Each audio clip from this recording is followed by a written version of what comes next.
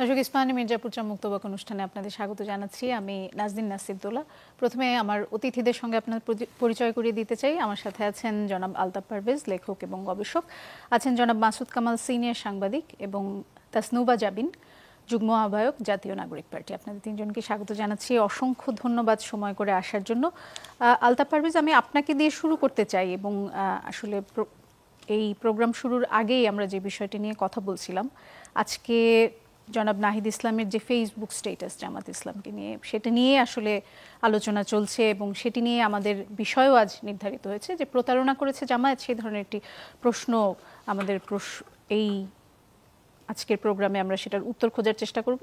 যেটি জনাব নাহিদ ইসলাম বলেছেন যে নিজেদের হীন স্বার্থ আদায়ে জামাত পিআর আন্দোলনকে দর কষাকষির হাতিয়ার হিসেবে ব্যবহার করে। তাদের উদ্দেশ্য কেবল সংস্কার ছিল না, ছিল কেবল কৌশলগতভাবে প্রভাব বিস্তার করা। ঐকমত্য কমিশনের আলোচনা জামায়াতের অংশ নেওয়া ছিল সংস্কারের মুখোশে একটি রাজনৈতিক নাশকতা। এবং আরও যেটি তিনি বলেছেন যে জামায়াতে ইসলামের কথিত যে পিআর আন্দোলন, এটি একটি সুচিন্তিত রাজনৈতিক প্রতারণা ছাড়া আর কিছু নয়। আপনি কি মনে করেন জামায়াত কি প্রতারণা করেছে কিনা? যদি জামায়াত প্রতারণা করে থাকে, সেটি কার সাথে করেছে? এনসিপির সাথে নাকি জনগণের সাথে? আসলে এনসিপি যে বিবৃতি দিয়েছে, এনসিপির নেতা যে বিবৃতি দিলেন, এটা হঠাৎ মনে হয়েছে, মানে এটা একটা সাডেন মুভ মনে হয়েছে, এবং এটা মনে হয়েছে যে এটা বেশ আক্রমণাত্মক। আমি বলবো যে জামাত যে পিয়ার নিয়ে কথা বলছে, আন্দোলন করছে, এটা দাবি জানিয়েছে, এটা রাজনৈতিক দল হিসাবে তার এই অধিকার আছে। সেটা আদর্শিক জায়গা থেকেও হতে পারে, রাজনৈতিক কৌশল আকারে হতে পারে। অনেকে বলেছেন যে এটা জামাত এই কৌশলটা নিয়েছে নির্বাচন বিলম্বিত করার জন্য। এটা অনেকে সমালোচনা করেছেন, সমালোচকদেরও অধিকার আছে। এবং এখন কিন্তু এনসিপি যেই ভাষায় এটা আক্রমণ করেছে, আমার কাছে মনে হয় এটা একটু অতিরিক্ত তীব্র এবং এটা আক্রমণাত্মকই হয়েছে। এনসিপি কেন এটা বলল সেটা একটা প্রশ্ন হঠাৎ করে। এটা অনুমান করা যেতে পারে যে এখন হয়তো জামাত বিরোধী একটা কোনো মেরুকরণে এনসিপি নিজেকে সম্পৃক্ত করতে চাচ্ছে, বা শাপলা প্রতীক পাওয়ার জন্য কোনো দিক থেকে তারা একটু বাড়তি সহানুভূতি চাচ্ছে। এইসব কারণে এই বিবৃতিটা হতে পারে। কিন্তু এইটা আমি যেটা বললাম, যে এটা একটা মনে হচ্ছে যে হঠাৎ করে এই মেরুকরণে এই বিবৃতিটা এলো, এবং এটা জামাতের জন্য এটা সহ্য করা কঠিন আর কি। দেখুন, জামাত যেই দাবিটা তুলছে সংখ্যানুপাতিক, এটা ঠিক। জামাত কখনো জুলাই অভ্যুত্থানের আগে এটা নিয়ে কাজ করেনি, জনগণের কাছে যায়নি, বা এটা জুলাই অভ্যুত্থানের বড় কোনো এজেন্ডাও নয়। দুটোই সত্য। কিন্তু আসলে একদিন না একদিন বাংলাদেশের সংখ্যানুপাতিক নির্বাচনী ব্যবস্থা লাগবে। সেটা জামাত এটা নির্বাচনী এজেন্ডা আকারে ইশতেহারে অন্তর্ভুক্ত করে জনগণের কাছে যেতে পারে, এবং 1-2 বছর এটা নিয়ে কাজ করলে এটা কিন্তু একটা জনপ্রিয় এজেন্ডা হবে বাংলাদেশে। এবং বাংলাদেশের যে বিদ্যমান রাজনৈতিক সংকট, পার্লামেন্টে যে অনেক দলের প্রতিনিধিত্ব আসে না অল্প ভোট পাওয়ার কারণে, সেইটার একটা ভালো সমাধান এটা। কিন্তু এই সময় জামাত এটা জোরে সোরে তুলেছে, সেটা তার রাজনৈতিক কৌশল হিসাবে। সেটা আমি বলবো যে এটা এই অধিকার তার আছে। জনাব পারভেজ, প্রতারণার বিষয়টি কেন এসেছে? না, আমি অবশ্যই এটা মনে করি না জামাত এই ইস্যু তুলে কোনো নাশকতার আশ্রয় নিয়েছে, যে শব্দটা বেশিছে, বা প্রতারণার আশ্রয় নিয়েছে, সুচিন্তিত রাজনৈতিক প্রতারণা। হ্যাঁ, এটা মনে হয়নি। এই ধরনের রাজনৈতিক কৌশল রাজনৈতিক দলগুলো নেয়, এবং এটা খুব বেশি অন্যায় নয়। তাজনুবা, আমি আপনার কাছেও একই প্রশ্নই করতে চাই যে আসলে প্রতারণার অভিযোগটি কেন উঠেছে, এটি একটি প্রশ্ন। আরেকটি প্রশ্ন হচ্ছে যে যেটি জনাব আলতাফ পারভেজ বলছিলেন যে এক ধরনের মেরুকরণ হচ্ছে কিনা, এবং যেটি শুরু থেকে বলা হচ্ছিল, অনেকেই বলছিলেন যে এনসিপি জামায়াতের বি টিম, অনেকে বলছিলেন যে দক্ষিণ পন্থার দিকে ঝোঁকা একটি দল। হঠাৎ করে কি এনসিপি এখন প্রমাণ করতে চাইছে কিনা যে তারা জামায়াতের সাথে নেই, বা জামায়াতের এক ধরনের সমালোচনা করে একটা অবস্থান পরিষ্কার করতে চাইছে? সেটি একটি কৌশল কিনা রাজনৈতিক? ধন্যবাদ আপনাকে, আমার সহ আলোচক এবং দর্শক যারা দেখছেন সবাইকে শুভেচ্ছা। আসলে বি টিম বা সি টিম বা কোনো দিকে ডানপন্থী দক্ষিণপন্থা, এগুলো কিন্তু আমরা না, মানে এটা আমাদের উপর আরোপিত ছিল, বা আমাদেরকে এভাবে মনে করা হতো, এই ফ্রেমে দেখা হতো। আমরা শুরু থেকেই কিন্তু আমাদের মধ্যমপন্থী, বাংলাদেশপন্থী এবং একটা রাজনীতির কথা বলে আসছি। মাত্র 7-8 মাসে হয়তো সেটা যেটা বলেছে ওটা করে দেখাতে পারি নাই বা ওটা স্পষ্ট হয় নাই। সো ওটা একটা আলোচনা। কিন্তু কোনো কিছু প্রমাণ করার জন্য এই বিষয়টা বা এই নাহিদের যে আজকের নাহিদ ইসলামের যে আজকের বক্তব্য, এরকম কোনো কিছু প্রমাণ করার জন্য বা কোনো মেরুকরণের উদ্দেশ্যে বলে আমার একেবারেই মনে হয় না।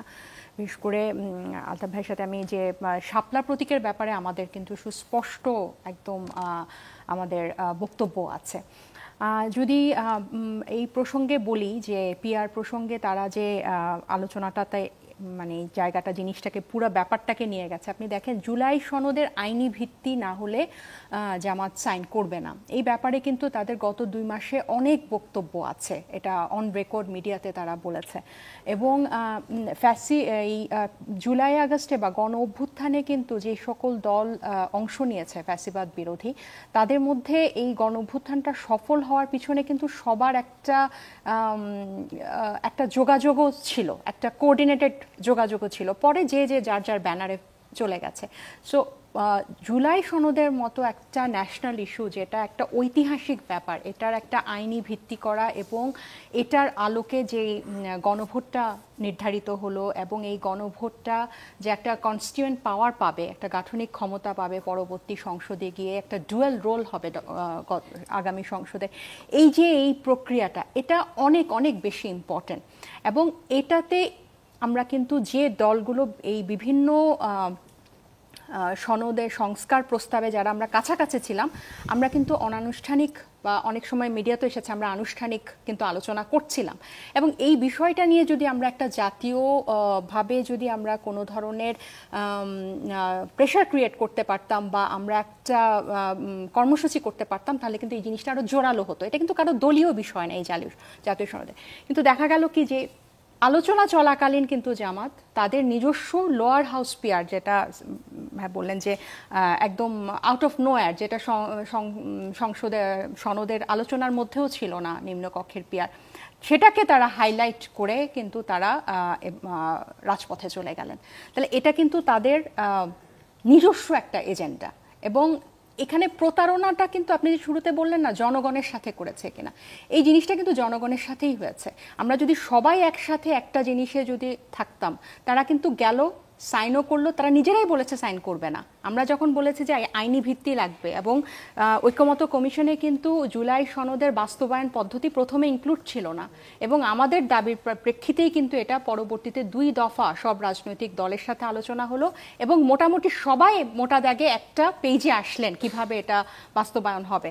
এখন এটা ছাড়া হঠাৎ করে একটা আনুষ্ঠানিকতা, একটা ফর্মালিটিস করে এটা সাইন হয়ে গেল, এবং যারা আমাদের সাথে এটা নিয়ে আমরা একসাথে এটার জন্য যুদ্ধ করছিলাম, এক ধরনের যুদ্ধই তো করছিলাম, সেটা থেকে ওনারা গিয়ে এটা সাইন করে ফেললেন। তাজনুবা, আমি যদি একটু আপনাকে থামাই, যদি দুটো প্রশ্ন আছে আমার। একটি হচ্ছে যে যদি তারা পিআরের দাবিতে কেন আন্দোলনটাকে একটা ভিন্ন খাতে নেওয়ার চেষ্টা করলেন, সেটি যদি অভিযোগ হয়, তাহলে এই যে প্রতারণার অভিযোগ, সেটি আরও আগে যখন তারা পিআর নিয়ে আন্দোলন করা শুরু করলেন তখন কেন করলেন না?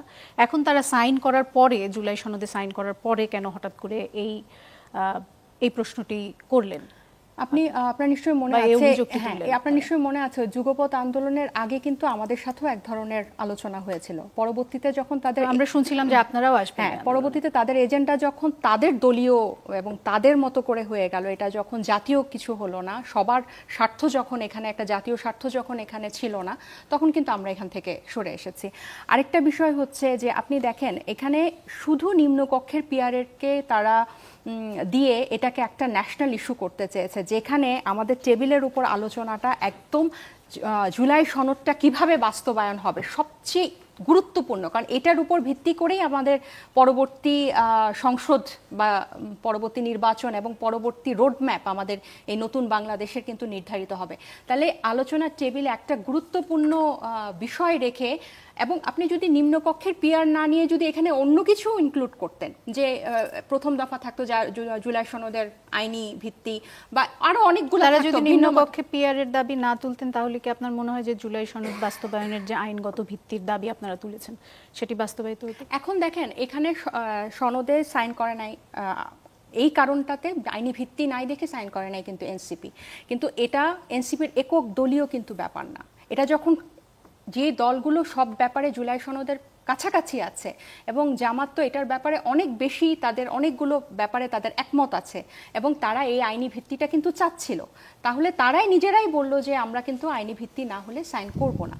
তখন তারা যখন গিয়ে হাসি মুখে এটা সাইন করে ফেলে, তখন কিন্তু জনগণের সাথেই প্রতারণাটা হয়। এবং আপনি এটার থেকে, জাতীয় স্বার্থটার থেকে আপনি যখন দলীয় স্বার্থটাকে বেশি করে দেখলেন, তার মানে কি আপনি আন্দোলন করলেন, আপনি রাজপথে গেলেন আপনার নিজস্ব এজেন্ডা নিয়ে, আবার আপনি বললেন এটা, আবার আজকে তারা বলেছে যে এটা যদি বাস্তবায়ন না হয় আমরা সাইন প্রত্যাহার করব। খুবই মানে অসামঞ্জস্য কথাবার্তা। তো আমার কাছে মনে হয় যে হ্যাঁ, রাজনৈতিক ভাবে যখন বক্তব্য সমালোচনা হবে অনেক কথাই বলা যায়। এবং এই যে আপনি বলেন আগে বলে নাই কেন বা এখন কেন বলছে, এটার প্রত্যেকটারই কিছু কিন্তু ধারাবাহিকতা আছে। আমাদের একটা পলিটিক্যাল অবস্থান আছে, আমাদের একটা পথ পরিক্রমা আছে।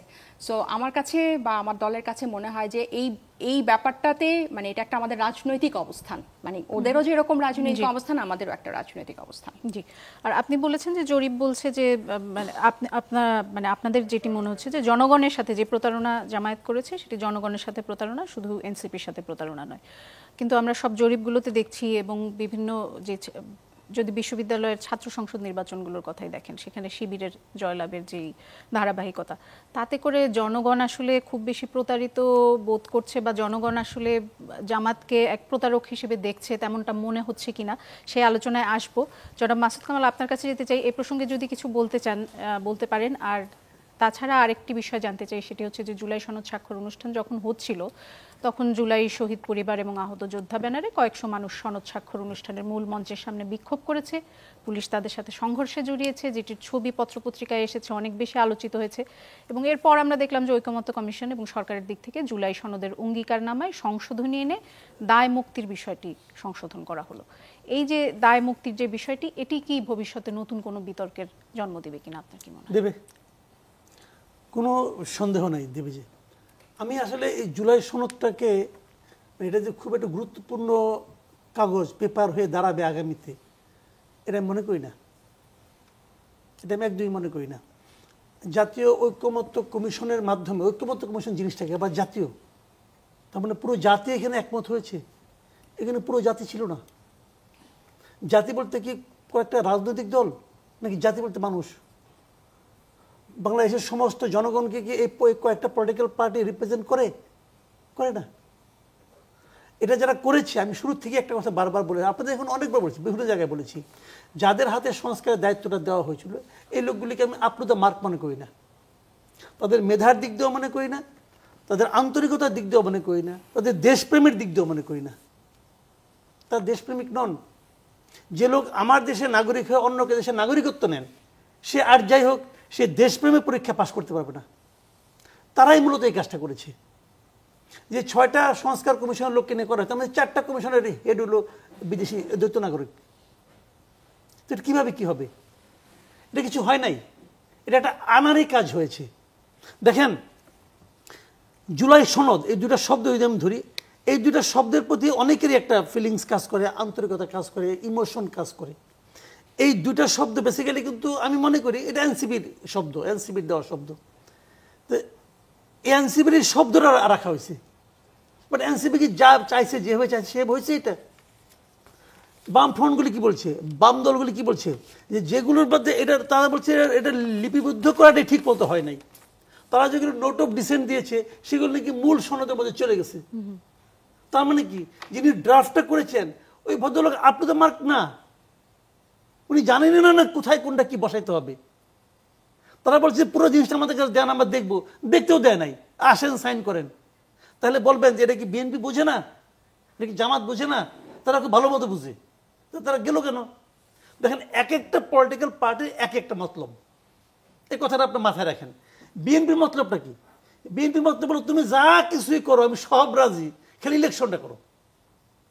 কারণ বিএনপি দিব্য চোখে দেখতেছে যে এই সরকারের প্রত্যেকটা ব্যর্থতায় তাদের ভোট কমতেছে। এটা হলো বিএনপির অবজারভেশন। কিন্তু বিএনপি চায় যত দ্রুত হোক, তাড়াতাড়ি নির্বাচনটা হয়ে যাক। জামাতের কি মূল লক্ষ্য? জামাতের লক্ষ্য হলো, জামাত আগে তেমন কিছু মনে করতো না, ইদানিং বিভিন্ন ছাত্র মানে আপনার শিক্ষা প্রতিষ্ঠানে তাদের জয়ের ফলে তাদের মধ্যে একটু আশা আছে যে আর কটা যদি ডিলে করতে পারি তাহলে বিএনপিকে আরো ডিফেম করা যাবে, আমরা ইলেকশনে মোটামুটি একটা ভালো অবস্থানে আসবো। কাজে তারাও কিন্তু কোনো না কোনোভাবে নির্বাচন চায়, একটু আস্তে আস্তে হলে ভালো হয়। এই মুহূর্তে এনসিপির মতলবটা কি আমি যেটা বুঝি, সরি মতলব শব্দটা না আপত্তি করতে পারেন, এনসিপির রাজনীতিটা কি আমি এটা বলার, আমি যেটা বুঝি সেটা বলি। এনসিপির জন্য এখানে আসেন উনি আমার সঙ্গে এটা নিয়ে আলোচনা করতে পারবেন, ভুল হলে বলে দিন। আমার বিবেচনা এনসিপির নাসিরুদ্দিন পাটোয়ারি যতই বলুক এই 200 আসনে জিতবো, অমুক আসনে জিতবো, এটা বলার জন্য বলে। এনসিপি নিজেও বিশ্বাস করে তারা খুব ভালো আসন পাবে না এই নির্বাচনে। তাহলে এনসিপি কি করবে? এনসিপি এখন একটা দীর্ঘমেয়াদী প্ল্যান নিচ্ছে। আমি যেটা বুঝি সেটা হলো যে আমি এই গড্ডালিকা প্রভাবে গা ভাসাবো না, আমি আমার রাজনীতিটা পাবলিকের কাছে নিয়ে আসবো, যে আমি আসলে কি রাজনীতি করতে চাই। আমার রাজনীতি এই নির্বাচনের কে কেন্দ্র করে হবে না, আমি আরো দীর্ঘমেয়াদী প্ল্যান করতে চাচ্ছি।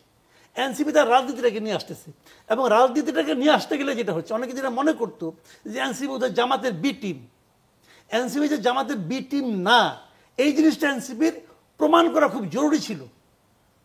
প্রথম সুযোগ পাওয়া মাত্র তারা এটা প্রমাণ করার চেষ্টা করতেছে যে আমরা কোনো বি টিম না, আমরা আমাদের মতো আছি, আমরা একটা আলাদা রাজনীতি করি।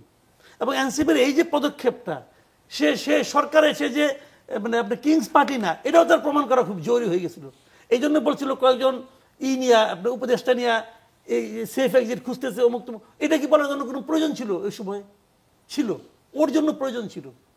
ওরা বোঝানোর চেষ্টা করতেছে যে আমরা কিংস পার্টিও না, আমরা জামাতেরও বি টিম না, আর বিএনপির সমালোচনা তারা অনেকদিন ধরে করে।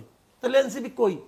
এনসিপি নিজের জায়গায় আছে, এনসিপি নিজের জন্য আলাদা একটা জায়গা তৈরি করার চেষ্টা করতেছে।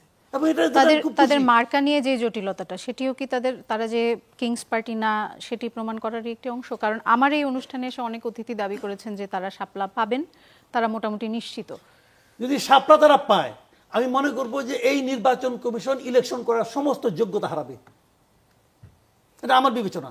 কারণ আমি মনে করি এর আগে কি কোনো পলিটিক্যাল পার্টি বাংলাদেশে, তাদের লজিক আছে, কিন্তু আমি তাদের লজিকটা কোনো আলোচনা করছি না, তারা পাও যোগ্য কি যোগ্য আইনগত কোনো বাধা আছে? আইনগত বাধা নাই। আমি বলতে চাচ্ছি এর আগে কি এই ধরনের কোনো উদাহরণ আছে কিনা সেটা বলেন।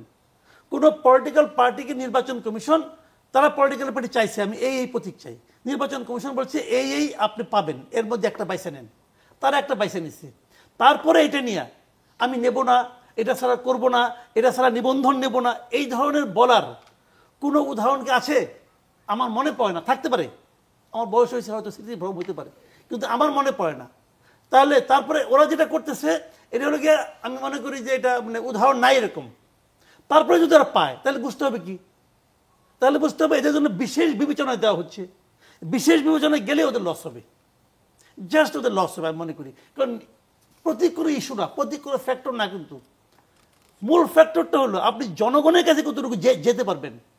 দেখেন এনসিপি কিন্তু এই এনসিপি কিনে জনগণের মধ্যে অনেক প্রত্যাশা ছিল, আমার নিজেরও ছিল, আমার নিজেরও অনেক প্রত্যাশা ছিল এরা একটা বিকল্প একটা শক্তি হিসেবে আসবে, নতুন একটা রাজনীতি নিয়ে আসবে, এরকম একটা আমার আশা ছিল এদের নিয়ে। কিন্তু সেই আশাটা কি হয়েছে, এদের কয়েকজন নেতার, কয়েকজনের ব্যক্তিগত সীমাবদ্ধতা, এটার মাধ্যমে পুরো দলটাকে তারা ক্ষতিগ্রস্ত করছে। এবং এনসিপি জন্য সবচেয়ে বড় ক্ষতিটা করছে ডক্টর মোহাম্মদ ইউনূস নিজে। ডক্টর মোহাম্মদ ইউনূস নিজেই এনসিপি দলটাকে একদম শেষ করে দিয়েছে আমি মনে করি। যাই হোক, সেটা ওনাদের ব্যাপার, ওনারা কে এটা হ্যান্ডেল করবেন ওনাদের ব্যাপার। কিন্তু এনসিপির কিন্তু ঘুরে দাঁড়ানোর সময় আছে আমি মনে করি। ইয়াং তারা, নতুন দল, প্রথম নির্বাচনে বিশাল কিছু করবে এটা মনে করি না, করার দরকারও নাই, বেশি কিছু করলে আবার সমস্যা হইতো, তো ওনারা হ্যান্ডেল করতে পারতো না। তো একটু সময় নিয়ে আস্তে আস্তে অগ্রসর হোক, এবং এনসিপি আগামীতে ভালো করবে। এনসিপি কিনে এখন আশাবাদী। জনাব আলতাফ পারভেজ, শাপলা পেলে এনসিপি বিশেষ বিবেচনায় পাবে এবং সেটি পেলে তাদের জন্য ক্ষতি হবে, আপনিও কি সেরকম মনে করেন কিনা? দর্শক, ইস্পাহানী মির্জাপুর মুক্তবাক অনুষ্ঠানে আবারও ফিরে এলাম। এবার আমি তাজনুবাকে দিয়ে শুরু করতে চাই। তাজনুবা, জনাব হাসনাত আবদুল্লাহ একটি ফেসবুক পোস্ট দিয়েছেন, তিনি ইংরেজিতে বলেছেন, আমি বাংলা করে বলছি, যে রক্ত দেওয়ার বেলায় আমরা সবার আগে ছিলাম, কিন্তু ক্ষমতার বেলায় আমরা কোথাও নাই, যদি বাংলা করি মোটামুটি এটি দাঁড়ায়। সেখানে তিনি দুটো ছবি ব্যবহার করেছেন, যেদিন ডক্টর মোহাম্মদ ইউনূস দেশে ফিরে এলেন এবং এয়ারপোর্টে তিনি জনগণের উদ্দেশ্যে বক্তৃতা দিচ্ছিলেন, সেদিনকার ছবি, যেখানে এনসিপির অনেক নেতাদের তখন দেখা যাচ্ছিল, তখন এনসিপি ছিল না যদিও। আর এর পরেরটি হচ্ছে জুলাই সনদ স্বাক্ষর অনুষ্ঠানের ছবি। এবং তিনি যেটি বলতে চেয়েছেন যে স্যাক্রিফাইস করার সময় যে যতটা এনসিপি ছিল, এখন ক্ষমতার ধারে কাছে এনসিপি নাই। যারা রক্ত দিয়েছেন তারা কি আসলে ক্ষমতায় যেতে রক্ত দিয়েছেন কিনা সে ধরনের প্রশ্ন অনেকেই জিজ্ঞেস করেছেন, সেটি আমি আপনার কাছে জানতে চাই। এবং সম্প্রতি একজন কলামিস্ট তিনি বলেছেন যে এনসিপি আসলে এক ধরনের ভিকটিম প্লেইং এর রাজনীতি করার চেষ্টা করছে। আপনি কি বলবেন? এটা যে কেউ অনেক কিছুই বলে এনসিপিকে নিয়ে, এগুলো নিয়ে আসলে কিছু বলার নাই। এক একজনের এক এক অ্যাঙ্গেল থেকে এক একভাবে এক এক দিক বিবেচনা করে এনসিপিকে নিয়ে মন্তব্য করে। হাসনাতের এই ফেসবুক পোস্টটা আমিও দেখেছি, এবং মূলত জুলাই সনদটা বা এই সংস্কার হওয়াটা এই গণ অভ্যুত্থানের মানে এটা আমরা যখন ছাত্ররা যখন এক দফা ঘোষণা করে তখন ফ্যাসিবাদ ব্যবস্থার বিলোপ বা এই বিভিন্ন রাষ্ট্রীয় প্রতিষ্ঠান থেকে যে স্বৈরতান্ত্রিক ব্যবস্থার একেবারে মানে বিনাশ বা পুরো স্বৈরতন্ত্র থেকে গণতন্ত্রের দিকে ফেরা, এই জিনিসগুলো ছাত্র জনতা বা এই গণ অভ্যুত্থানের মূল কথা ছিল। এবং প্রত্যেকেরই কিন্তু এটাই আকাঙ্ক্ষা ছিল, গণ অভ্যুত্থানের আকাঙ্ক্ষাই ছিল কিন্তু এটা, যেটার সাথে এই ছাত্ররা নতুনরা আমাদের দলও বেশি আষ্টে পৃষ্ঠে জড়িত। সো জুলাই যে সনদটা নিয়ে আমরা এতটা মানে সময় পার করলাম, আলোচনা করলাম, এবং যেটা বলছিলাম এক ধরনের যুদ্ধই গেল, সেটা শেষ পর্যন্ত আইনি ভিত্তি পেয়ে একটা সুরাহা হলো না। মানে এটাতে সব রাজনৈতিক দলগুলো, ম্যাক্সিমাম রাজনৈতিক দলগুলো এটার আইনি ভিত্তি ছাড়া একটা কাগজে একটা ব্যাপারে কে কোন পক্ষে মতে একমত হলো বিভিন্ন সুপারিশে, এটার উপর ভিত্তি করে কাগজটাতে আসলে সাইন করলো, যেটা অত্যন্ত দুঃখজনক আমাদের জন্য। সো ওই দুইটার ছবির যদি আপনি অন্যভাবে দেখেন, যারা এটাকে ক্ষমতার বা ওর ক্যাপশনের কিন্তু অন্যরকম ইন্টারপ্রিটেশনও আছে, যে আমরা হয়তো এই কারণে রক্ত দিয়েছি এবং এই কারণ বাস্তবায়ন ছাড়াই কিন্তু আজকে যারা ক্ষমতাসীন, এই যে মাসুদ ভাই বললো না যে কয়েকটা রাজনৈতিক দল মিলে বা কয়েকজন রাজনীতিবিদ মিলে, হ্যাঁ, ওখানে যদি বড় রাজনৈতিক দল, ওই ছবিটাতে কিন্তু সব রাজনৈতিক দল নাই, তাহলে কয়েকজন রাজনীতিবিদ বা কয়েকটা রাজনৈতিক দল তারা কি পুরো বাংলাদেশকে রিপ্রেজেন্ট করে কিনা, তারা মিলে এটা নিয়ে নিয়েছে। যেখানে একটু শেষ করি, যেখানে পুরো জাতি মানে আমরা যে গণভোটের কথা বললাম, কারণ গণভোটের মাধ্যমে কিন্তু জুলাই সনদটাকে অ্যাপ্রুভাল দেওয়া হবে। তাহলে এই যে গণভোটের মাধ্যমে মানুষের থেকে যে এটার অ্যাপ্রুভালটা নেওয়া, অনুমোদনটা নেওয়া, এবং পরবর্তীতে যেসব ব্যাপারে নোট অফ ডিসেন্ট আছে, ভিন্ন মত আছে, জনগণ যদি এটাকে রায় দিয়ে দেয়, যে এটার পক্ষে বিপক্ষে যদি রায় দেয়, তখন কোন রাজনৈতিক দল এটাকে নোট অফ ডিসেন্ট দিল, সেটার কার্যকারিতা থাকবে না। এই বিষয়গুলো, এই যে জনগণকে ক্ষমতায়ন করা বা যে গণ অভ্যুত্থানের আকাঙ্ক্ষাটা হচ্ছে পূরণ করা, এই ছবিটা দুইটার মধ্যে কিন্তু এই পার্থক্যটা দেখা যায়, যে এই কারণে কিন্তু আমরা রক্ত দিয়েছিলাম বা এই কারণে করেছিলাম, এবং ওইটা না হয়ে কিন্তু সেই পুরনো ব্যবস্থাতেই কিন্তু একটা কাগজে জিনিসে একটা ফর্মালিটিসের মতো সই হলো। সো ওই ব্যাপারটা, ছবির ব্যাখ্যাটা আমার কাছে এরকমই মনে হয়। আমি দুইটা প্রসঙ্গে মাসুদ ভাইয়ের কথার একটা, যে বিশেষ বিবেচনায় প্রতীক পাওয়া, আপনি দেখেন যে এই শাপলা প্রতীকটা পাওয়াটাকে অনেকেই, বেশিরভাগ মানুষ আমি যেটা দেখি যে এনসিপির জিদ দেখে, যে বাচ্চারা জিদ ধরেছে, ইগোস্টিক বা ট্যান্ট্রাম করছে এটাকে পাওয়ার জন্য। বিষয়টা কিন্তু এরকম না। এই শাপলা প্রতীকের অনেক আগে থেকে কিন্তু আমরা নির্বাচন কমিশনের যে নিরপেক্ষতা, এটা নিয়ে আমরা প্রশ্ন তুলেছি, তাদের নির্বাচন কমিশনারদের নিয়োগ থেকে শুরু করে আজকের ডেট পর্যন্ত 22শে জুন আমরা এটার নিবন্ধনের জন্য আবেদন করি। দুইটা দল ফাইনালি তারা নিবন্ধন পাবে। দেখেন, জাতীয় লীগ নামে যে আরেকটা রাজনৈতিক দল তারা নিবন্ধনের জন্য নির্বাচন করেছে, তারা মাত্র 127টা পৃষ্ঠা দিয়েছে। তাদের কোনো অফিস নাই, তাদের কোনো রাজনৈতিক কর্মকাণ্ড নাই, তারা কোনো আলোচনায় নাই। কিভাবে এই দলটা নিবন্ধনের জন্য পেল, এটা একটা বিরাট প্রশ্ন। কেউ কিন্তু এই প্রশ্নটা করছে না। আরেকটা হচ্ছে, এই প্রতীকটা যে আমরা পাবো না, শাপলা যে আমরা পাবো না, কোন নীতিমালা, কোন মানদণ্ডে? ইসি কি এরকম কোনো কিছু দেখিয়েছে কিনা? বরঞ্চ তাদের নিজস্ব আইন তারা ভঙ্গ করেছে। এই রাজনৈতিক দল নিবন্ধন বিধিমালা 2008-এর 7(2) বিধি এবং ফর্ম 2 অনুসারে কিন্তু দুইটা পত্রিকায় প্রার্থিত দল যে প্রতীক চেয়েছে, প্রার্থিত প্রতীক, সেটা জানিয়ে কিন্তু বিজ্ঞপ্তি প্রকাশ করতে হয়। তাহলে আমরা যে তিনটা চেয়েছি, যে শাপলা, লাল শাপলা, সাদা শাপলা, তারা যে বলছে আমরা নিজেদের থেকে একটা দিয়ে দিব, তারা যদি না নেয় যা আছে তা থেকে নিয়ে নিব, এই যে এই জিনিসটা গায়ের জোরে যে চাপানো, এই যে জেদ ট্যান্ট্রামটা কারা করছে, এটা কিন্তু শাপলা প্রতীক পাওয়ার না, তাদের নিরপেক্ষতার প্রশ্নটা কিন্তু এখানে অনেক বড়। এবং তারা মুখে যে অজুহাতটা দিচ্ছে যে আমরা হচ্ছে এটা জাতীয় প্রতীক তো 4টা স্বতন্ত্র উপাদান নিয়ে তৈরি, তাহলে বাকিরা যদি পায় আমরা কেন পাবো না? এবং এটা যে পাবো না এটার কোনো আপনাদের লিখিত নীতিমালা আছে কিনা তারা কিন্তু কিছু দেখাতে পারেনি, বরং এই রাজনৈতিক দল নিবন্ধন 2008-এর যে বিধিমালা ওইটা তারা ভঙ্গ করেছে। এবং আজকে কিন্তু তারা এটা অ্যাডমিটও করেছে যে এখানে তো এটা ভুল হয়েছে। তাহলে তারা নিজেদের আইনেই কিন্তু নিজেরা আটকায়। আজকে একজন ইসি সচিব বলেছে যে তারা কোনো ব্যক্তি বা গোষ্ঠীর কাছে মাথা নত করবে না, তাহলে তারা নিশ্চয়ই আইনের কাছে মাথা নত করবে। আমাদেরকে যদি একটা পরিষ্কার আইনি ব্যাখ্যা দেয়, আমি একটা জিনিস ব্যাখ্যা দেয়, তাহলে কিন্তু আমরা এটাতে সরে আসবো, অবশ্যই সরে আসবো, এটা আমি দাবি নিয়ে বলতে পারি, যদি একটা সুস্পষ্ট আইনি ব্যাখ্যা যদি দেয়। কারণ এই গত 3টা নির্বাচন কমিশনার যেভাবে নির্বাচিত হয়েছে বা ঠিক হয়েছে দলীয় বিবেচনায়, এবারও কিন্তু সেরকম ওই একই আইনের 2022-এর একই আইনের, এবং একটা অনুসন্ধান কমিটি হয়েছে, ওই কমিটিতে কারা সদস্য ছিল, এই কমিটির স্বচ্ছতা কি। একটু আমি দুঃখিত যে আপনাকে থামাতে হচ্ছে, সেটি হচ্ছে দুটি বিষয়। একটি হচ্ছে আপনি বলেছেন যে যখন আলোচনা হয়েছে কিছু রাজনৈতিক দলের সেখানে প্রাধান্য ছিল, কিছু রাজনৈতিক ব্যক্তিত্বের সেখানে প্রাধান্য ছিল এবং সেভাবেই জুলাই সনদ। কিন্তু পুরো আলোচনা প্রক্রিয়ায় যে 3টি রাজনৈতিক দল সবচেয়ে বেশি গুরুত্ব পেয়েছে, বিএনপি, জামায়াত এবং তারপরে কিন্তু এনসিপি, এবং এনসিপি কিন্তু এখনো নিবন্ধন পায়নি, তারপরেও আমরা দেখেছি যে এনসিপি কিন্তু শুরু থেকে অনেক গুরুত্ব পেয়েছে। কাজে এনসিপি আসলে এই অভিযোগটা করলে সেই অভিযোগ খুব বেশি ভিত্তিতে ধোপে টেকে কিনা সেটি একটি প্রশ্ন। আরেকটি হচ্ছে যে শাপলা আপনাদেরকে নির্বাচন কমিশন যদি শাপলা দিত তাহলে তো আবার অন্য রাজনৈতিক দলও এই অভিযোগ তুলতে পারতো যে আমরা তো আগের শাপলা চেয়েছিলাম কিন্তু শাপলা তো তাদেরকেও দেয়া হয়নি, এই অজুহাত তুলে যে সেটি। নাগরিক ঐক্য কিন্তু অলরেডি একটা প্রতীকে নিবন্ধিত, জি হ্যাঁ, এটা যখন সেকেন্ড তারা প্রথমে শাপলা চেয়েছিল, এটা সেকেন্ড অপশন। এবং আমাদের প্রশ্নটা আমরা বারবার যে জিনিসটা আপনাদেরকে এবি পার্টিও কিন্তু অন্য একটি তারাও খুব সম্ভবত, আমি মনে করতে পারছি না তারা কি চেয়েছিলেন, তাদের ঈগল প্রতীকটা কিন্তু একটা রাষ্ট্রীয় প্রতিষ্ঠানেরও বিমান বাহিনীরও একটা লোগো। সো আমাদেরকে যে একটা ডিজেফাই এর লোগোতে শাপলা আছে এটা বলে দেয়া যাবে না, নির্বাচনের কমিশনের অফিস থেকে যেটা বলা হয়েছে এটা কিন্তু মিলল না। তাহলে আমরা যে জিনিসটা শাপলা প্রতীক নিয়ে আপনাদেরকে বোঝাতে পারছি না যে শাপলা প্রতীক না পাওয়ার পেছনে তাদের নির্দিষ্ট কোনো নীতিমালা নাই। আচ্ছা, এই প্রসঙ্গ নিয়ে আমি আরেকটু বলতে পারি যে যেটা আপনি বললেন যে ওই এনসিপি সহ বিএনপি, জামাত এবং এনসিপিকে গুরুত্ব দেওয়া হয়।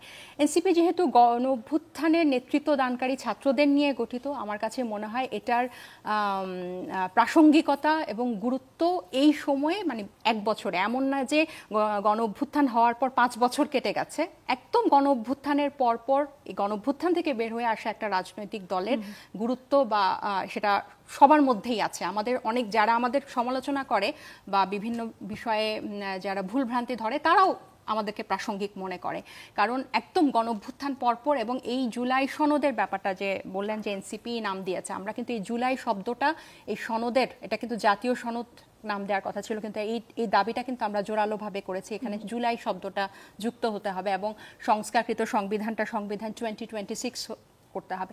তাহলে এই জিনিসটাকে আমরা কিন্তু টিকিয়ে রেখেছি, গণ অভ্যুত্থানটাকে আমরা টিকিয়ে রাখার জন্য আমরা প্রত্যেকটা জায়গায় কিন্তু দর কষাকষি করছি এবং সেটার আকাঙ্ক্ষাটা পূরণ হওয়ার জন্য। তো সেই বিবেচনায় অবশ্যই এনসিপি একটা। জনাব আলতাফ পারভেজ, আপনি শুনছিলেন এই যে বিতর্কটা শাপলা পাওয়া নিয়ে, এবং যেটি বিরতির আগে জনাব মাসুদ কামাল বলেছিলেন যে শাপলা পেলে এনসিপি বিশেষ বিবেচনায় পাবে, এবং তাজনুবা বলছিলেন যে আসলে নির্বাচন কমিশন তাদেরকে কোনো আইনি ব্যাখ্যা দেয়নি যে কেন তারা শাপলা পেতে পারবেন না। যদি আমি জানি যে শাহদিন মালিক একটি ব্যাখ্যা দিয়েছেন, তিনি আমি আসলে অনেক কিছুই শুনেছি, সেই প্রত্যেকটা বিষয়ে কিছু বলতে চাচ্ছি। একটা হলো শাপলা বিষয়টা আগে বলি। দেখুন, এটা একটু কিছুটা কাণ্ডজ্ঞানেরও ব্যাপার। শাপলা আমাদের জাতীয় প্রতীক, শাপলা আমাদের দলিলপত্রে থাকে, আমাদের সরকারি চাকরিজীবীদের অনেকের প্রতীক হিসাবে থাকে, শাপলা আমাদের কয়েনে আছে।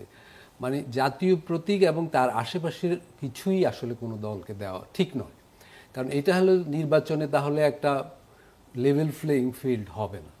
দেখুন, আমি ভারতের একটা উদাহরণ দিই। ভারতে টিএন শেষন যখন নির্বাচনী কমিশনার ছিলেন, সেই বিখ্যাত, উনি টাকা দেখিয়ে বলতেন যে এই যে গান্ধীর ছবি আছে টাকায়, এইটাও কংগ্রেসকে আসলে ফেভার করা হয়, কারণ কংগ্রেসের একজন নেতা ছিলেন, উনি এইটারও বিপক্ষে ছিলেন। মানে নির্বাচনকে সুষ্ঠু করতে হলে প্রতীকও একটা ব্যাপার, মানে আমরা জাতীয় প্রতীকের কাছাকাছি কোনো একটা প্রতীক একটা দলকে দিতে পারি না। আর এনসিপি তো এখনো কোনো প্রতীক পায়নি, যে কোনো প্রতীক নিয়েই তার নির্বাচনী আদর্শের প্রচার সম্ভব। এটা আমার কাছে মনে হচ্ছে যে এনসিপি যেটা বলছে যে সাপ্লাই আমাকে পেতে হবে, না হলে নির্বাচন কমিশন মানে দলীয় স্বার্থ দেখছে। ধানের শীষ দেওয়া যায় তাহলে শাপলা কেন দেয়া যায়? না, সেটাও যদি একটা অন্যায়, যে সেটা যদি অন্যায় হয়ে থাকে সেটাও ঠিক হয়নি, কিন্তু শাপলা আসলে বাংলাদেশের প্রধান একটা প্রতীক। আমি বলবো যে নির্বাচন কমিশন এক্ষেত্রে কোনো আইন না থাকলেও এটা দেয়নি, যে আগের দলগুলো নাগরিক ঐক্য চেয়েছিল তাকে দেয়নি, এটা ঠিকই ছিল। এবং আরেকটা জিনিস আমি বলতে চাই, এই যে নির্বাচন কমিশন যখন কোনো একটা সিদ্ধান্ত দেয়, আমি একমত না হলেই তাকে যে প্রশ্নবিদ্ধ করা, এটা আমাদের একটা বাজে ঐতিহ্য। দেখেন এই সরকার তো, এনসিপি যদি বলে যে এই সরকার অন্যায় করেছে, এই সরকার তো তাদেরই নিয়োগ দেওয়া সরকার, মোহাম্মদ ইউনূস সাহেবকে তো তারাই নিয়োগ দিয়েছে, এটা তো বলাও হয়েছে বিভিন্ন সময়। ফলে আমি বলবো এই যে আমরা চট করে যখন একটা রাষ্ট্রীয় প্রতিষ্ঠানকে প্রশ্নবিদ্ধ করে ফেলি, মানে তাহলে অনেক কিছু প্রশ্নবিদ্ধ হয়ে যায়। এখন যদি প্রতীকের জন্য এনসিপি এই নির্বাচন কমিশনের বিরুদ্ধে বলতে থাকে, তাহলে নির্বাচনের ক্ষেত্রেও তো এটার একটা প্রভাব পড়বে। সেটা হলো প্রতীক সংক্রান্ত বিষয়। আলোচনায় বারবার জুলাই সনদ আসছিল, এই বিষয়ে আমি একটা বলতে চাই, এই সনদকে যেটা স্বাক্ষর হলো এবং এনসিপিও যেটা স্বাক্ষর করবে, আমি বলে রাখতে চাই এনসিপি এখন স্বাক্ষর না করাকে গ্লোরিফাই করছে, কিন্তু এনসিপিও শিগগির এই সনদে কিন্তু স্বাক্ষর করবে। এই যে জুলাই সনদ বলা হচ্ছে, এখানে জুলাইয়ের কিছু তো উপস্থিত নাই। দেখুন জুলাই কালে, আমরা এক বছর আগের ঘটনা আমরা তো ভুলে যাই না এখন। জুলাইয়ের প্রধান বিষয় কি ছিল? বৈষম্য কমানো। বাংলাদেশের সমাজে বৈষম্যের শিকার কারা? কৃষক, শ্রমিক, সংখ্যালঘু, নারী, এরাই তো বৈষম্য। আমি জুলাই সনদ, আমার ধারণা এখানে আপনারা সবাই পড়েছেন, আমিও পড়েছি। জুলাই সনদে কৃষক শব্দটা একবারও নেই, জুলাই সনদে শ্রমিক শব্দটা একবারও নেই, সংখ্যালঘু শব্দটা একবারও নেই, দালিত শব্দটা একবারও নেই। নারী শব্দটা একটা অনুচ্ছেদে একবার আছে, সেটা হলো এই যে নারীদের আসন 50 থেকে ক্রমান্বয়ে যেন 100-তে বাড়ানো হয়, অনুরোধের ভঙ্গিতে বলা হয়েছে। তার মানে বাংলাদেশে যারা বৈষম্যের শিকার জনগোষ্ঠী, যাদের নিয়ে জুলাই আন্দোলনটা হলো এবং বলা হলো বৈষম্য বিরোধী আন্দোলন, বৈষম্য বিরোধী সরকার, এটা এই সনদে তার একটা ছিটেফোঁটাও নেই। আচ্ছা, জুলাই আন্দোলনকালে দুটো বড় দাবি ছিল, প্রশাসনের সংস্কার, বাংলাদেশ রাষ্ট্রের ঔপনিবেশিক প্রশাসনের সংস্কার এবং পুলিশি ব্যবস্থার সংস্কার। দেখুন জুলাই সনদে এই দুটো বিষয়ে কথা আছে কি, একটা পুলিশ কমিশন যেন গঠন করা হয়, একটা প্রশাসনিক সংস্কার কমিশন গঠন করা হয়। অথচ এই দুটো সংস্কার কমিশন কিন্তু এবারও গঠিত হয়েছে, তারা কয়েকশো সুপারিশ দিয়েছে, তার কোনো সুপারিশ নিয়ে এই জাতীয় ঐকমত্য কমিশনে কোনো আলোচনাই হয়নি। এখন আবার দুটো কমিশন করার জন্য জুলাই সনদে বলা হয়েছে। ওই 84টা যেই ঐকমত্য হয়েছে তাতে এই দুটো ছিল। তার মানে প্রশাসন নিয়ে, পুলিশ বাহিনী নিয়ে, নারীর বিষয়ে, দালিতের বিষয়ে, সংখ্যালঘুর বিষয়ে, শ্রমিকের বিষয়ে, কৃষকের বিষয়ে জুলাই সনদে কিচ্ছু নেই। তাহলে এটাকে আমরা কি বিবেচনায় জুলাই সনদ বলছি? এটা হলো একটা ব্যাপার। আরেকটা বিষয়, সমাজ তো দাঁড়িয়ে থাকে অর্থনীতির উপর, পলিটিক্যাল ইকোনমির উপর, উৎপাদন সম্পর্কের উপর। বাংলাদেশে জুলাই যখন গণঅভ্যুত্থান হয়, প্রধান এজেন্ডা ছিল কি অর্থনীতিতে? দ্রব্যমূল্য বৃদ্ধি, আমরা স্মরণ করতে পারি, বেকারি, আচ্ছা বেকারত্বের বিষয় এবং দারিদ্র্য বিমোচন। দারিদ্র্যের ক্ষেত্রে এখন বিশ্বব্যাংক বলছে বাংলাদেশে 21 ভাগ দারিদ্র্য, পিপিআরসি বলেছে 28% এবং সরকার বলছে 19%। তিনটা গড় করলে 24% হয়। গত এক বছরে, বহু বছর পর গত এক বছরে কিন্তু বাংলাদেশে আবার দারিদ্র্য বেড়েছে, দ্রব্যমূল্য কমেনি এবং বেকারত্বও বেড়েছে। তাহলে অর্জন কি গত এক বছরের?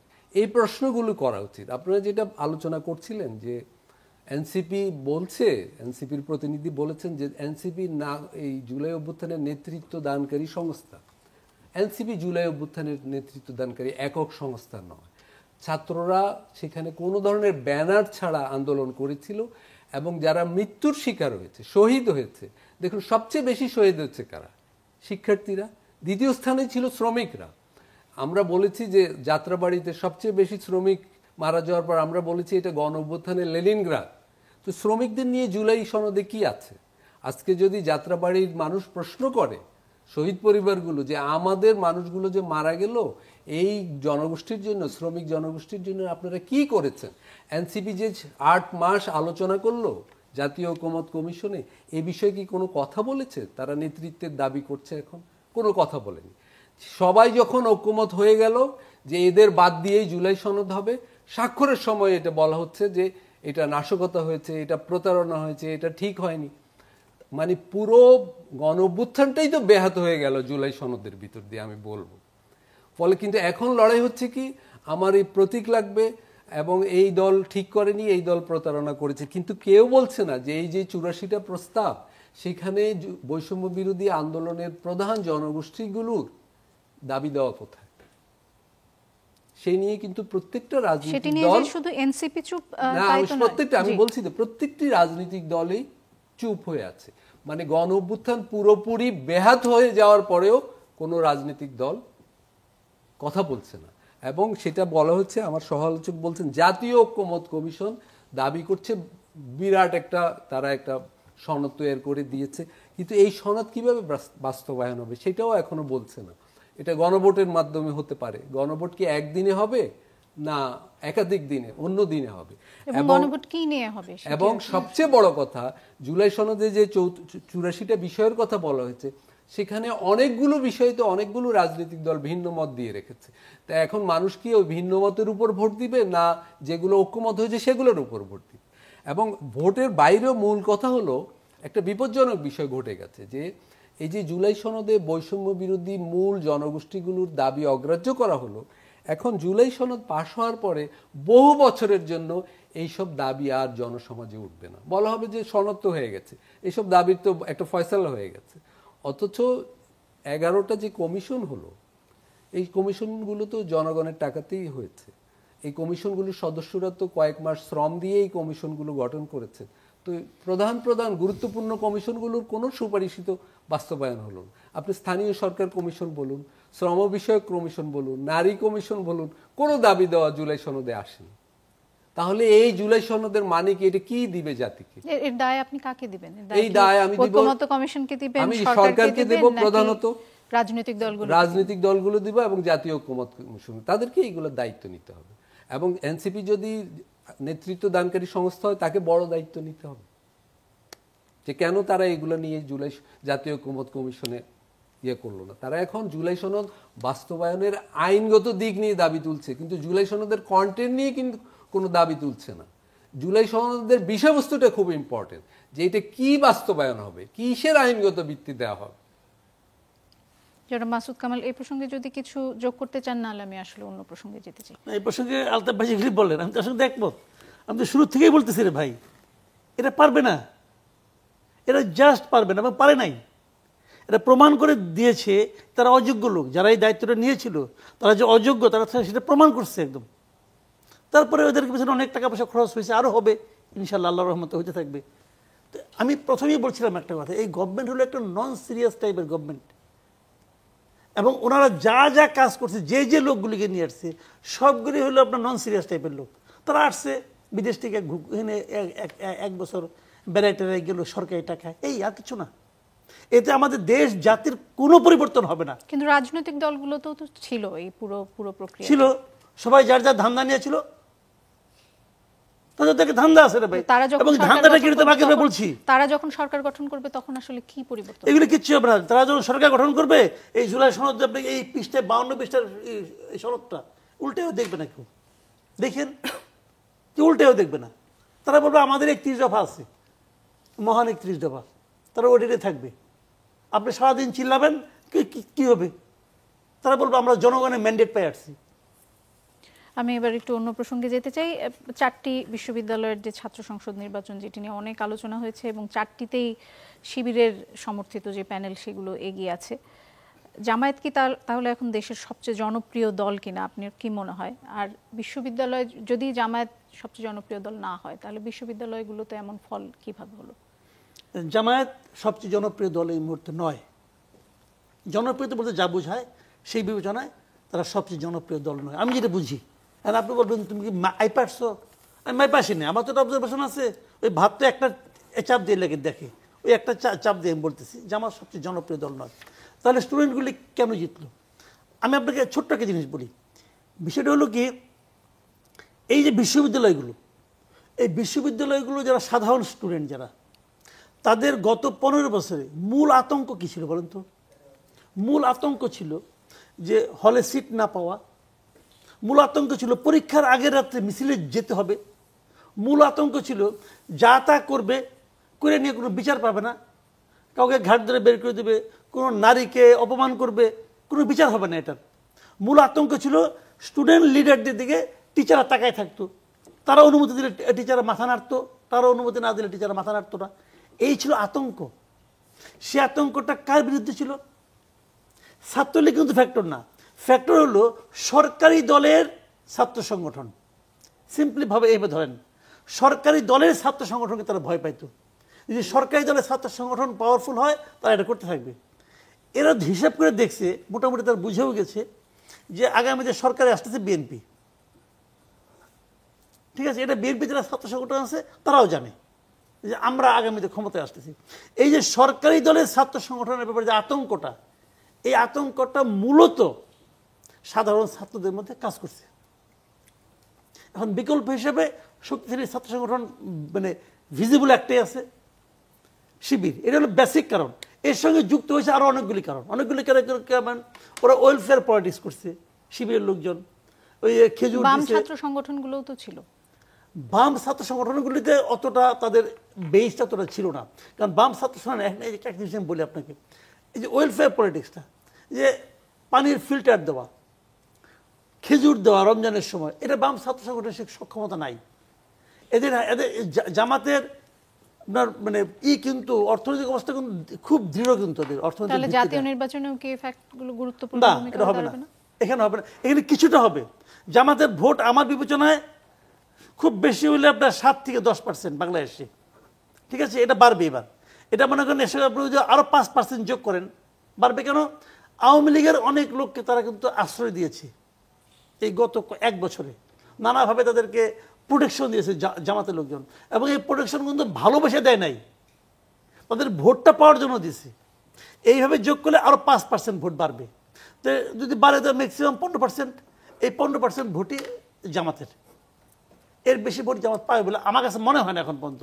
আবার পাইতেও পারে, আমি জানি না, আমি তো আর জ্যোতিষ না, কাজে এটা ভুল আমার হইতেও পারে, কিন্তু জনপ্রিয়তা কিন্তু অন্য জিনিস। আপনি কি এই বিষয়ে কিছু যোগ করতে চান? হ্যাঁ, আমি একটা জিনিস বলতে চাই। আমি মনে করি আপনার প্রশ্নের তো দুটো দিক, যে শিবির কেন জিতলো এবং এর কোনো জাতীয় নির্বাচনের প্রভাব থাকবে। শিবির আসলে অনেকগুলো কারণে জিতেছে। তার মধ্যে একটা বলা হয়েছে যে তার সোশ্যাল সার্ভিস। আসলে এটা খুব গুরুত্বপূর্ণ। এখন সমাজেও মানে শুধু রেটরিকের উপর, গরম বক্তৃতার উপর রাজনীতি আর দাঁড়াবে না। বিশেষ করে 5ই আগস্টের পরে মানুষের মনোজগতে একটা বড় পরিবর্তন ঘটেছে। এই মনোজগতের পরিবর্তনটা যারা গুরুত্ব না দিবে তারা কিন্তু রাজনীতিতে পিছিয়ে পড়বে। জামাত আরও যেগুলোর কারণে এগিয়েছে, প্রত্যেকটা ইউনিভার্সিটিতে ছিল মূলত ছাত্রলীগের নেটওয়ার্ক। হলগুলোতে ছাত্রলীগের ভিতর শিবিরের ছেলেরা কাজ করতো, এটা তো এখন স্বীকারই করা হয়। ছাত্রলীগের নেতৃবৃন্দ চলে যাওয়ার পরে হলগুলোতে ওই নেটওয়ার্ক থেকে গিয়েছিল। সেই নেটওয়ার্কের সবাই শিবির হিসাবে আত্মপ্রকাশ করেছিল এবং তারাই নির্বাচন করেছে। ফলে তারা ওই নেটওয়ার্কের একটা সুবিধা পেয়েছে, এবং গণঅভ্যুত্থানের পর থেকে হলগুলোতে আর কোনো ছাত্র সংগঠনকে ঢুকতে তেমন দেওয়া হয়নি, যায়ওনি তারা। ফলে শিবির এই ধরনের কাঠামোগত একটা সুবিধাও পেয়েছে। এবং সমাজ জুড়ে, যেটা আমি আরেকদিন আপনার অনুষ্ঠানে বলে গিয়েছিলাম, আমাদের সমাজ জুড়ে কিন্তু একটা দক্ষিণপন্থারও উত্থান ঘটছে, তারও একটা প্রভাব পড়েছে। কারণ এই বিশ্ববিদ্যালয়ের ছাত্ররা তো সমাজ থেকে আসে, এরা তো বিশ্ববিদ্যালয়ে জন্ম নেয় না, এখানে 4 বছরের জন্য আসে। ফলে সামাজিক দক্ষিণপন্থার উত্থান, শিবিরের যে সোশ্যাল সার্ভিস এবং তাদের যে পুরনো ছাত্রলীগের অভ্যন্তরে তাদের পুরনো নেটওয়ার্ক, এগুলার সম্মিলিত একটা ফল হলো শিবিরের বিজয়। আমি একটা উদাহরণ দিই আপনাকে। শিবির ঢাকা ইউনিভার্সিটির অন্তত একটা হলে আমি জানি তারা সেখানে একটা ব্যাংকের মতো প্রতিষ্ঠানও চালায়, যেখান থেকে স্টুডেন্টরা বিনা সুদে 10,000 5,000 করে লোন নিতে পারবে। তারা বিরাট একটা অঙ্কে এইভাবে রোল করে। তো এই সার্ভিসগুলোই শিক্ষার্থীরা উপকৃত, এবং শিক্ষার্থীরা, যেটা সহ আলোচক বললেন, যে সরকারপন্থী, সরকার সমর্থক ছাত্র সংগঠনের উপস্থিতি আর চায় না। এই বিষয়গুলো মিলে বিশ্ববিদ্যালয়ের ভোটটা হয়েছে। কিন্তু জাতীয় রাজনীতি থেকে বিশ্ববিদ্যালয়ের ভোটের প্রভাব পড়বে, বিশ্ববিদ্যালয়ের ভোটের ওইভাবে প্রভাব পড়বে না। আগের দিনেও বিশ্ববিদ্যালয়ে যে ছাত্র সংগঠন জিততো এমন নয় যে জাতীয় নির্বাচনে নির্বাচনগুলোর পরে অনেকে ধারণা করছেন যে জামাতের জনপ্রিয়তা আগের চেয়ে অনেক বেড়েছে। না, কিন্তু জামাতে ইসলামের এমনিতেই জনপ্রিয়তা অনেক বেড়েছে। জামাত ইসলাম শুধু নয়, এই ধারার ইসলামপন্থী দাবিদার দলগুলোর ভোট অনেক বেড়েছে। এগুলো যদি জোট হয় তাহলে ভোটের ক্ষেত্রে একটা চমক থাকবে। আসন কত পাবে আমি জানি না, কিন্তু ভোটের অঙ্ক অনেক বাড়বে। তাসনুভা, আমরা যেটি শুনছিলাম যে এখন যেহেতু বলা হচ্ছে যে সমাজ জুড়েই দক্ষিণ পন্থার এক ধরনের উত্থান হচ্ছে, এই সময়ে এসে আসলে জামাতের সাথে যে এনসিপির এক ধরনের মনে হচ্ছে যে খারাপ সম্পর্ক তৈরি হচ্ছে, সেটি কি খুব একটা ভালো কৌশল কিনা আপনার কি মনে হয়? কৌশলের আসলে কিছু না, এটা আমাদের আমি এর আগেও বলছিলাম যে একটা রাজনৈতিক অবস্থান আমাদের জুলাই সনদের প্রেক্ষিতে। এই প্রসঙ্গে ছাড়াও আমি যে ইম্পর্টেন্ট কিছু কথা একটু উল্লেখ করতে চাই, সময় নিশ্চয়ই খুবই কম, একেবারে সময় নেই, 30 সেকেন্ড সময় আছে, কিন্তু 30 সেকেন্ডে মাত্র। আচ্ছা, প্রথম হচ্ছে যে আলতাফ ভাই বলছে জুলাই অভ্যুত্থানে নেতৃত্ব দানকারী সংস্থা। আমি এই কথাটা বলি নাই, যে যারা জুলাই অভ্যুত্থানে যেসব ছাত্ররা নেতৃত্ব দিয়েছিল, অন্যতম যারা তারাই কিন্তু তাদের নেতৃত্বে কিন্তু এনসিপি হয়েছে। গণ অভ্যুত্থানের কিন্তু অনেকজন স্টেক হোল্ডার আছে, এটা নিয়ে আমরা অনেকবার বলেছি। আরেকটা হচ্ছে যে এনসিপি আমাদেরকেই কিন্তু এই সংস্কারপন্থীটার বড় লিড দিতে হবে, কারণ পুরনোদেরকে দিয়ে হচ্ছে না। আমাদের মূল ফাইটটাই পুরনোদের বিরুদ্ধে। যদি পুরনোরাও যদি এই ফ্যাসিবাদ ব্যবস্থাটা বিলোপের জন্য রাজি হতো, আপনি দেখেন সংসদে যে নিরঙ্কুশ সংখ্যাগরিষ্ঠ, সরকারি দলই তো এই বৈষম্যগুলা তৈরি করে। তো ওই সংখ্যাগরিষ্ঠটাকেই আমরা চেক ব্যালেন্স দেওয়ার জন্য কিন্তু এই সনদের কন্টেন্টটা আমরা ফাইট দিয়ে যতটুকু পেরেছি সেটাই কিন্তু আমরা আইনি ভিত্তি দিয়ে বাস্তবায়ন করতে চাই। যে গার্মেন্টসের যে মালিক তারাই হয় সংসদের, মানে তারাই হয় নিয়মকারী, তাহলে তারা কিভাবে শ্রমিকদের আপনার অধিকার রক্ষা করবে? আর একটা 10 সেকেন্ড, যে উচ্চ কক্ষে কিন্তু আমরা 25% নারীর কথা বলেছে, আমাদের নোট অফ ডিসেন্ট একমাত্র নারীর ক্ষেত্রে কিন্তু, এবং 5% বিভিন্ন শ্রেণী পেশার মানুষের যাতে ওখানে রিপ্রেজেন্টেটিভ থাকে, প্লাস বিভিন্ন জাতিসত্তার মানুষের সাংবিধানিক স্বীকৃতি, প্রত্যেকটা এবং সংবিধান মানে সংস্কারমুখী প্রস্তাব কিন্তু আমরা দিয়েছি। আমি আরেকটু সময় পেলে আরো ডিটেইলস ধন্যবাদ আপনাদের তিনজনকে। দর্শক, আমাদের আজকের আলোচনা এখানে শেষ করতে হচ্ছে। আগামীকাল আবারও কথা হবে নতুন কোনো বিষয় নিয়ে।